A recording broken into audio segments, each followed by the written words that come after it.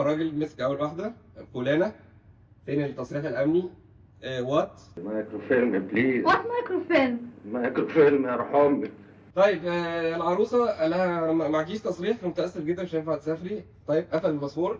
بصينا احنا الاثنين، طب يا جماعه هي الاستاذه مش مسافره معاك، انتوا هتطلعوا ولا لا؟ هتكملوا معانا ولا لا؟ عارف ما انت اربح المليون يا عم هنكمل.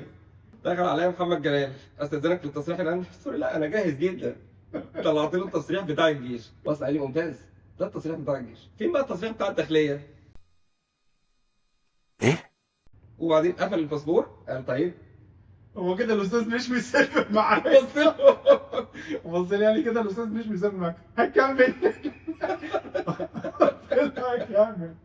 هي المشكله بقى الكبرى ان انا كنت محتاج الحاجات اللي معاهم في الشنط، فان انا قمه اللامبالاه وقله الذوق بجد.